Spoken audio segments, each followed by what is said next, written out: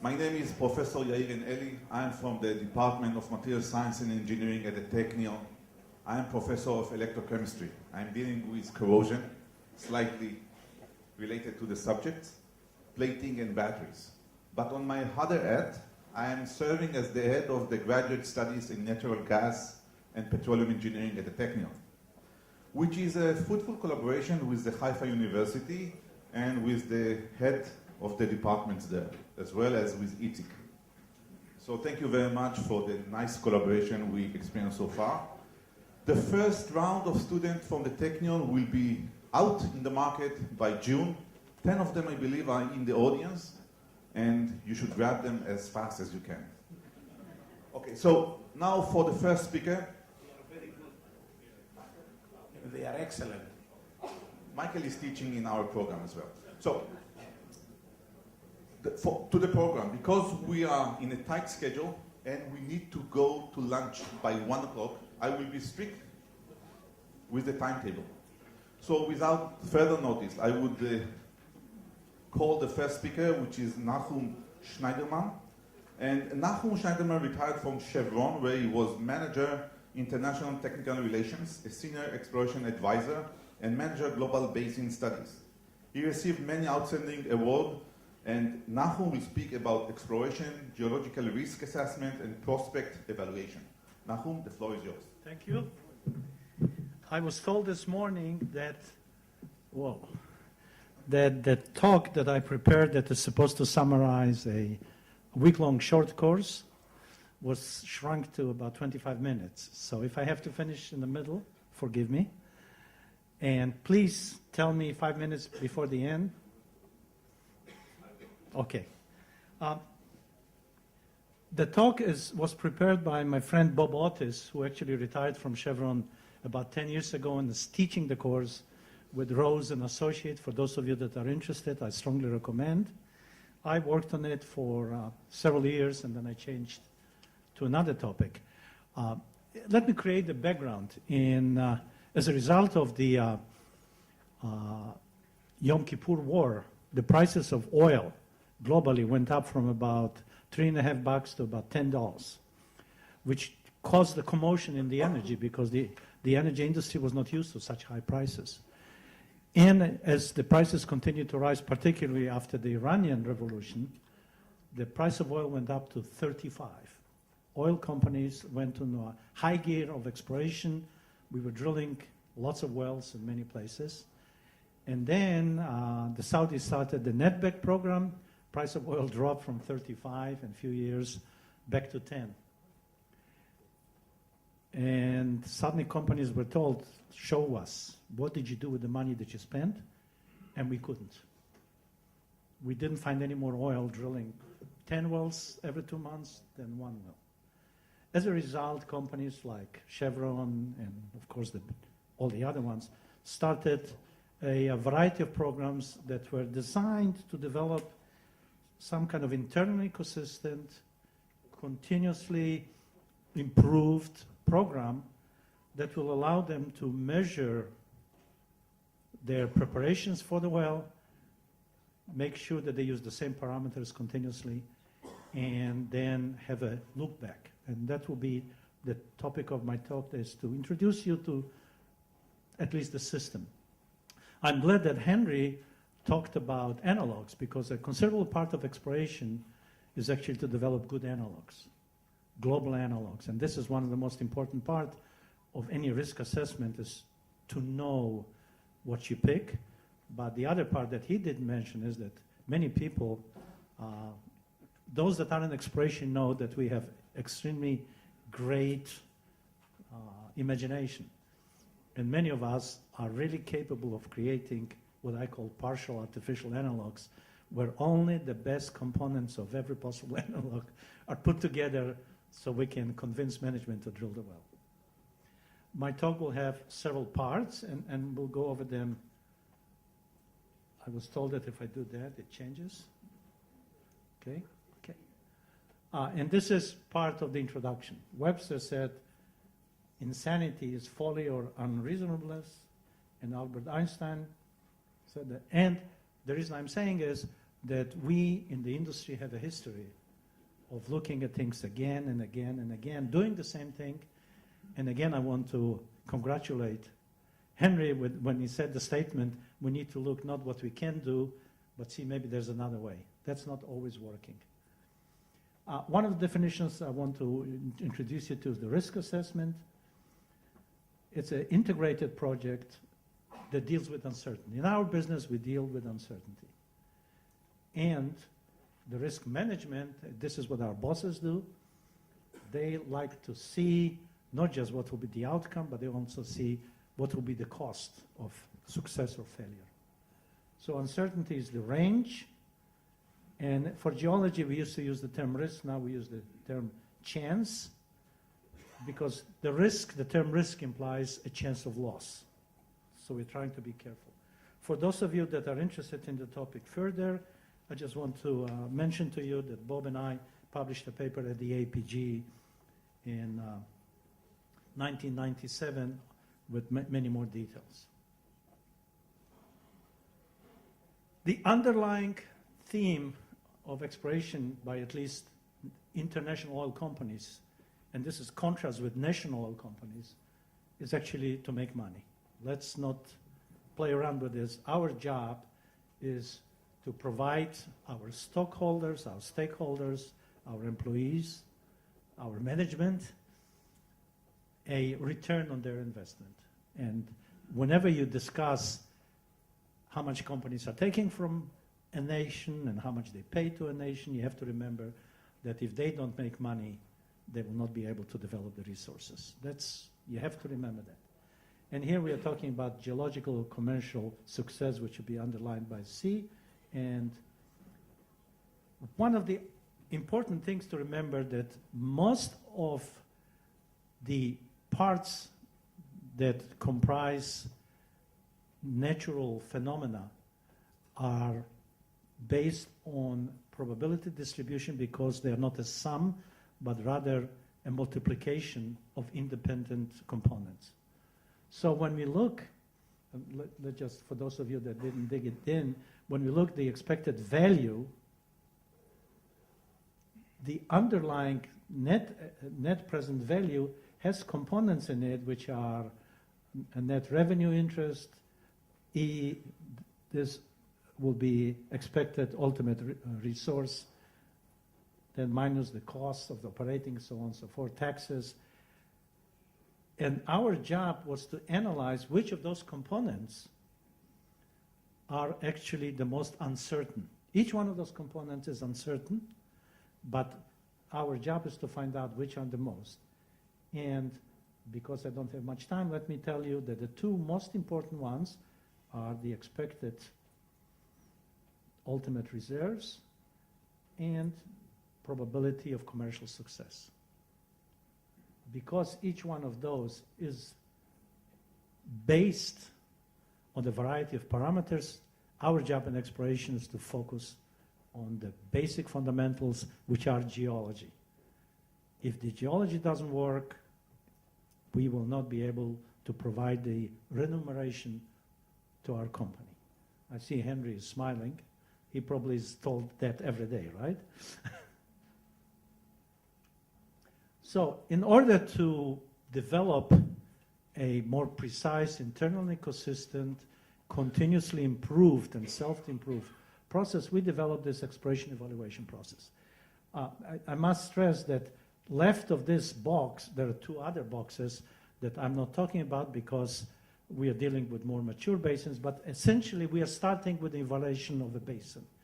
In the 80s and 90s, we suddenly were faced with globalization, opening of new areas, and with a variety of basins where the first thing we were asking ourselves, is there enough of a sediment pile thick enough that it might produce oil or gas?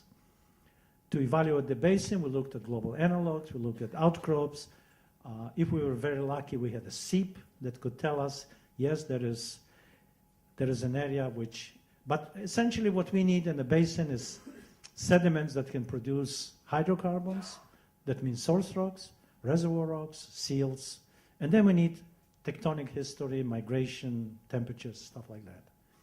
All those items are independent from each other. But I want to stress something that Marlon Downey was saying for years, and I learned from him. If we don't have a source rock, everything else is zero. And the point is that now that we are starting to explore more and more here in the newspapers, we are starting to find more and more so-called unconventional resources. We are focusing entirely on source rocks. We actually are realizing that many of the other components we can live without, but we need to have a source rock.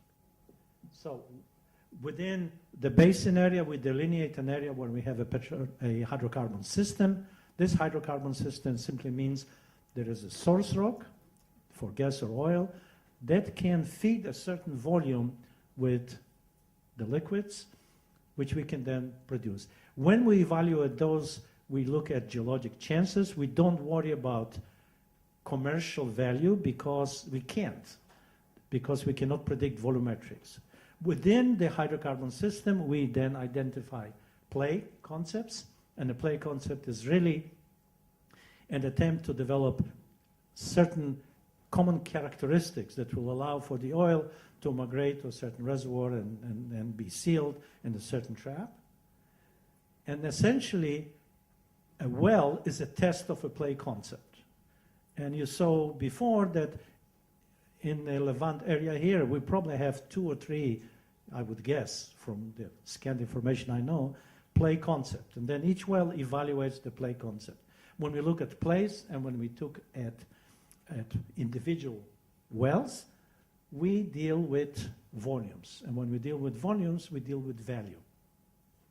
So we actually look at 2 separate areas. We look at the geologic chance that we assess and the probabilistic expected ultimate reserve estimation, which we express as a curve. Once we decide through the process, and usually the process is done by a very specific team that this is their job. In many companies, people are brought in and out from the operations to this team, so they get exposure to a variety of other play concepts and so on, and then they go back, and that's part of their essentially training and broadening experience.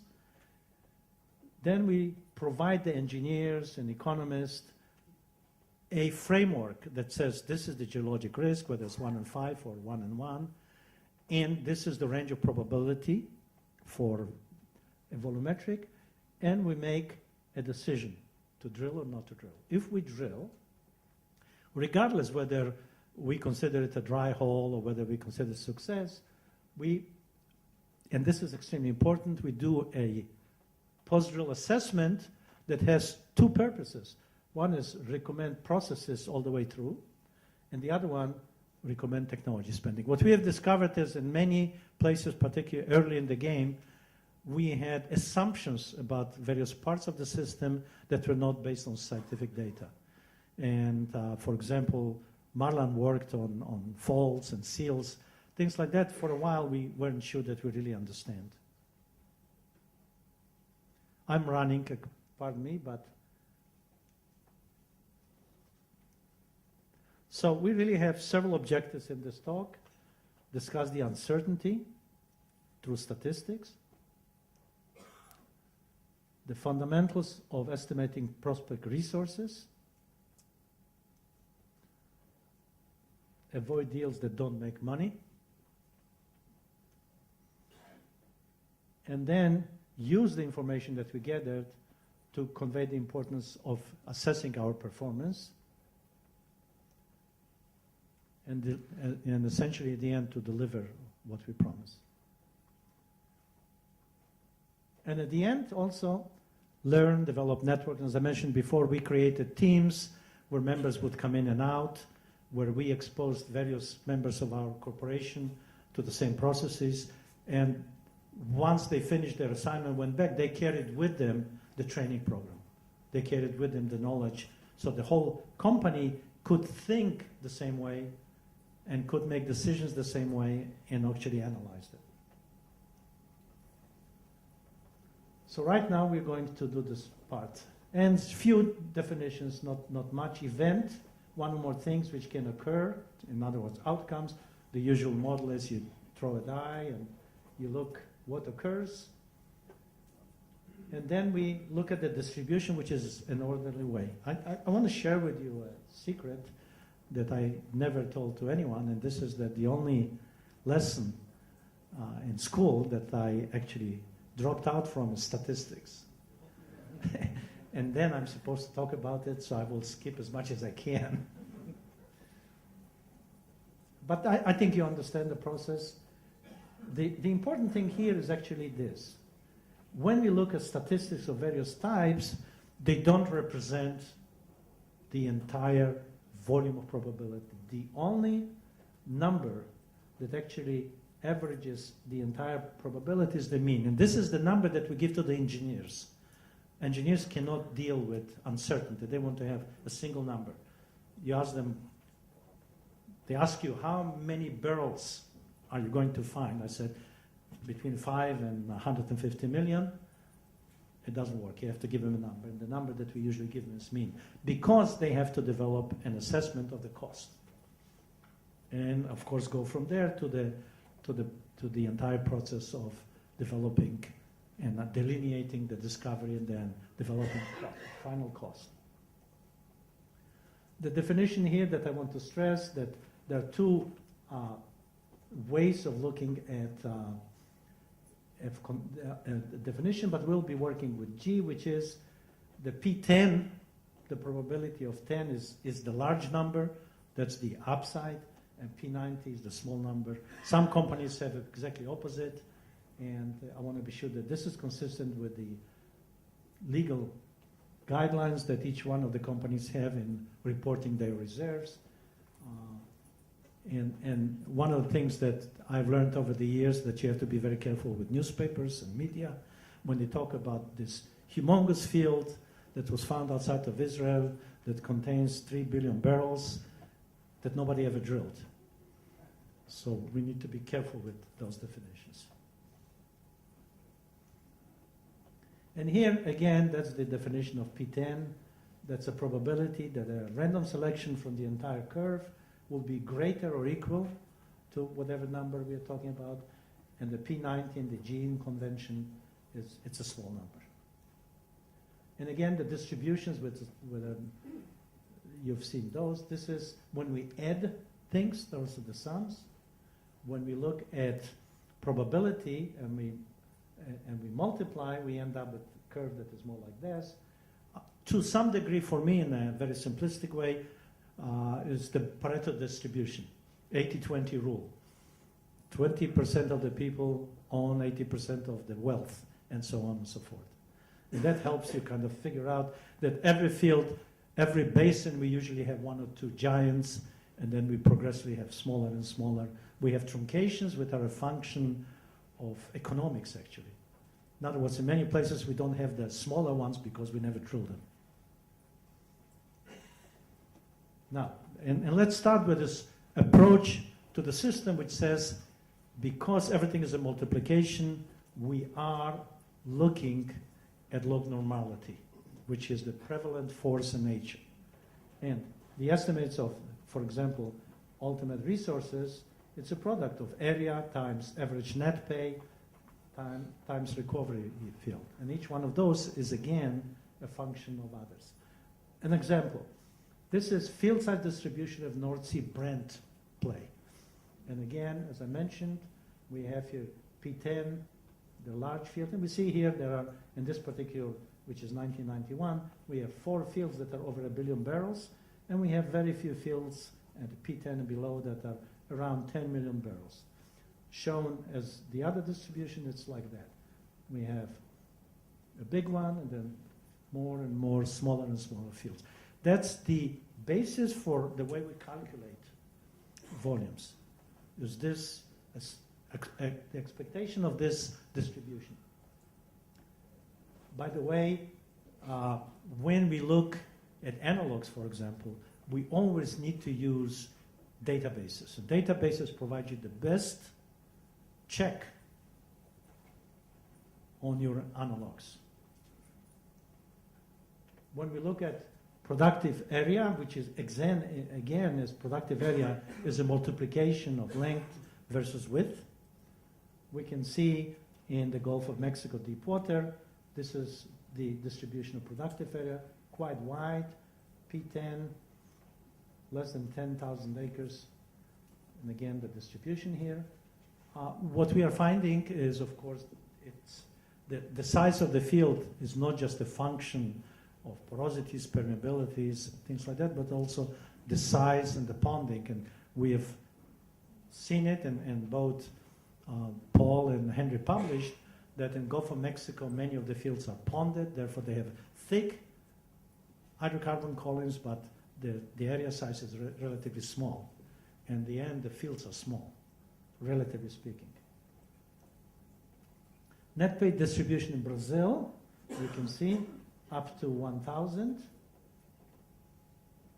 And then, this is an example of rainfall. Why is the rainfall also log normally distributed? Well, when you think about it, the rain depends on a variety of parameters that are not associated. First of all, is the amount of vapor in a cloud, the size of the cloud, the velocity that this particular cloud moves over an area, the temperature of the cloud, and so on. So therefore, it's a multiplication of independent parameters, and therefore, it's expressed as a log normal distribution through time. So we kind of looked at the general topics. Now I'm going to quickly run through fundamentals of estimating the ultimate expected recovery and the chances.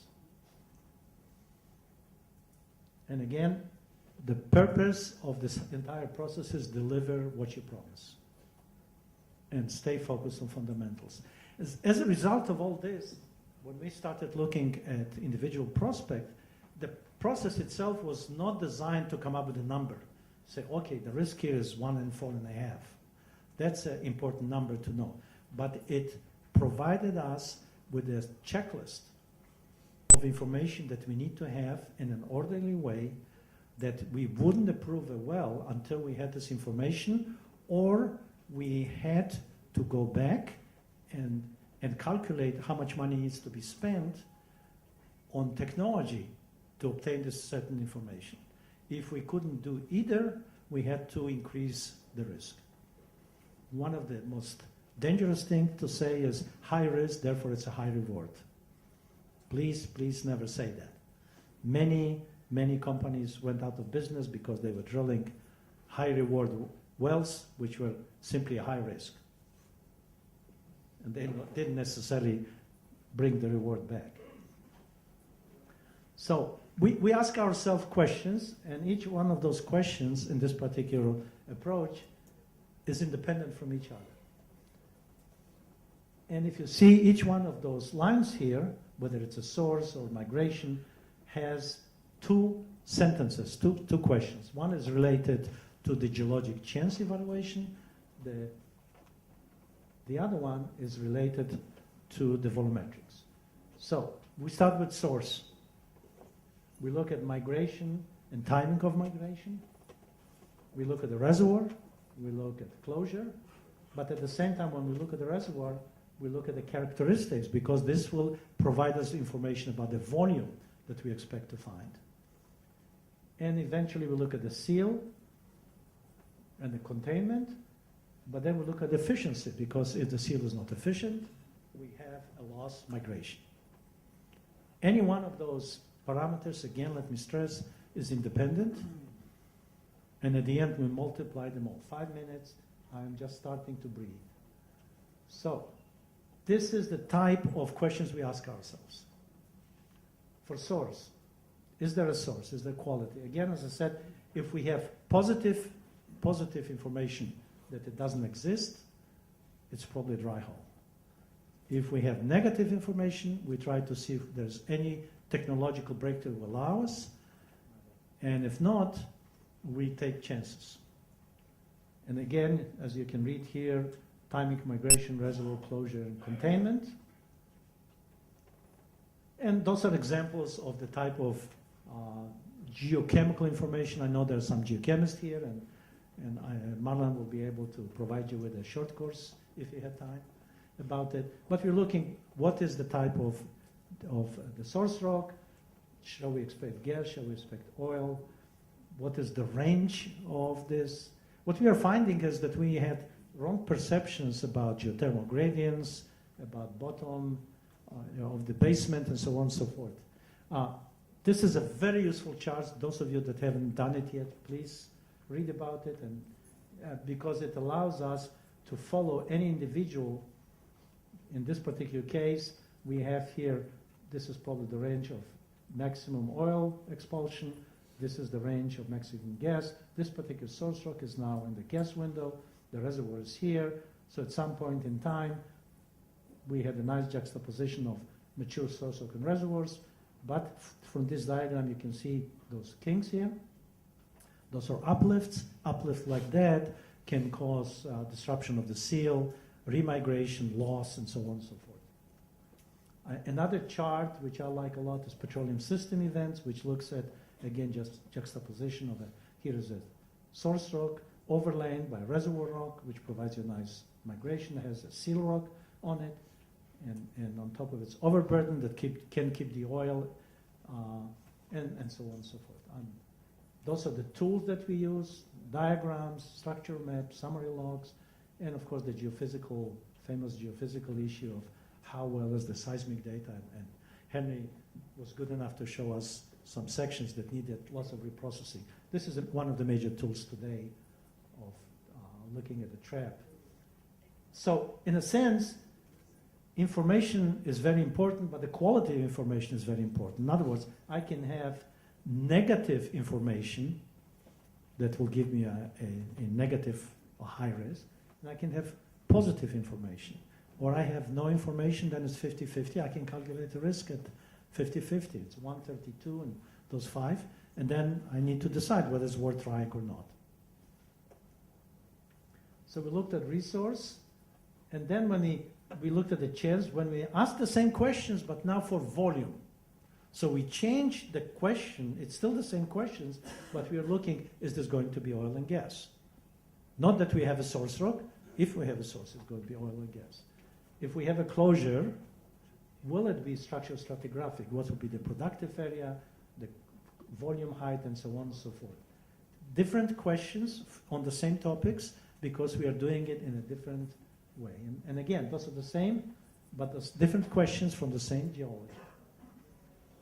And again, we look at a lot of plots. For example, this is a very famous porosity depth plot. And you can see this is 8,000 meters.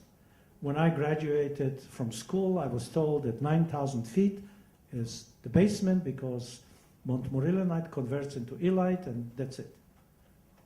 Here you see that we can have porosity with depth, 24% in this particular zone. Reality checks, we look at field size distributions. Again, I'm running. We look at differences between those, which define the depositional systems, the type of rock that is deposited. And when I'm saying economic, that means on shelf, we can drill smaller fields and add them. In deep water today, we are drilling only the larger discoveries. So statistically, we don't have a good distribution, but eventually probably we'll be able to tie in. And again, here, for example, we're looking at the ultimate field size distributions, and you can see that, for example, Campos Basin seems to have much larger fields than West Africa, and the reason being is the sands here are much larger distributed, and they're not ponded like in the Gulf of Mexico, which has smaller fields. This is 1 billion barrels. And so forth. So we can look at productive area, we can look at many items, but at the end we need to, once we drilled, we need to study them. And this is what we do. We look at performance tracking. This is an example from a BP paper. The green line shows the actual field size, cumulative, that was found. The red shows predicted. And the gap here is about 50%. In other words, we overestimated by 50%. This was done in 1999. And the reason is we have a bias, a building bias.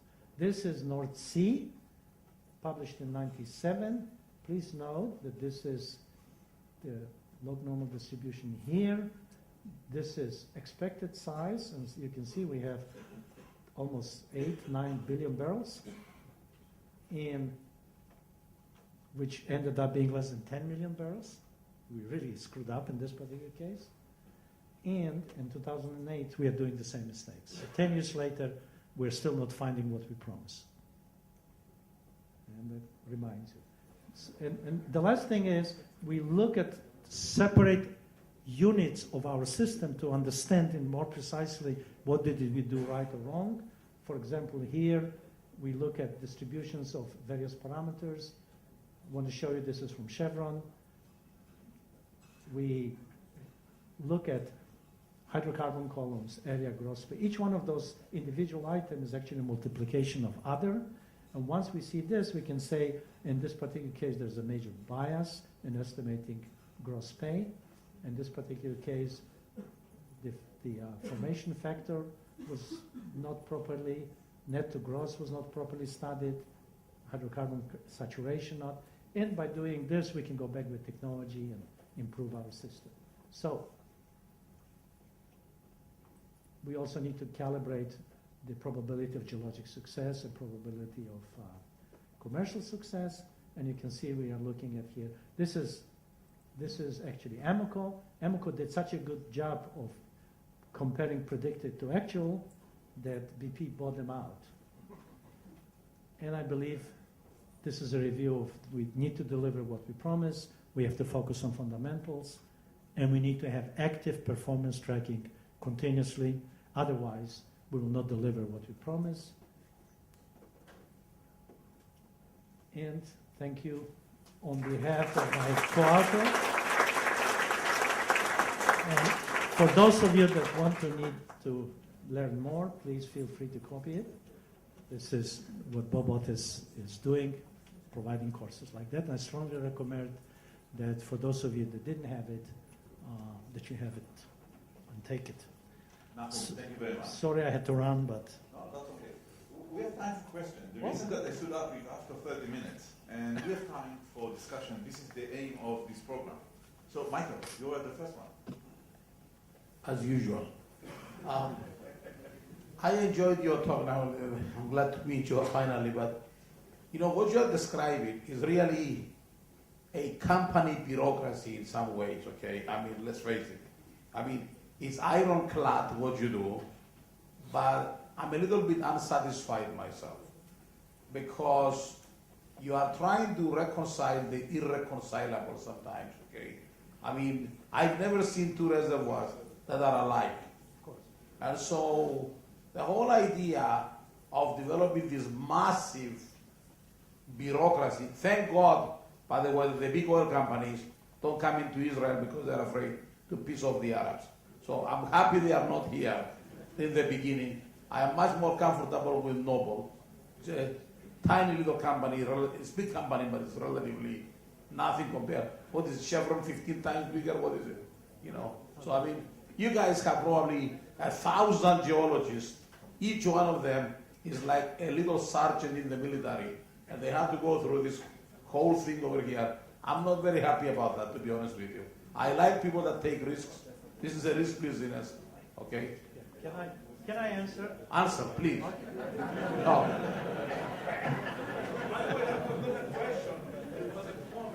Okay. Thank you very much for your comment, and I understand it. I think you'll be surprised to hear that Henry actually taught a course like that for a while, right? Henry, how many years? So even Noble is looking at things the same way. But please note that the process is designed not to be a process, a bureaucratic process. It's designed to enforce discipline and ensure that we all use the same tools, that we all understand them, and that we all define them. We have statistical information, we meaning the industry. If you look at papers, whether it's Exxon or Amoco or Chevron, that prove that our geologic success in finding mobile hydrocarbons has increased dramatically. And many wells that have been drilling, the Chevron has been drilling in the last 5-10 years, the rate of success was between 40 and 60%.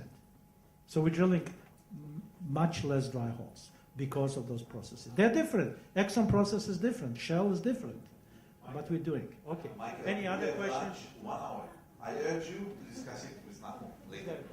If there is another single question to be answered, if not, then we'll thank the speaker again. Thank you very much. Thank you.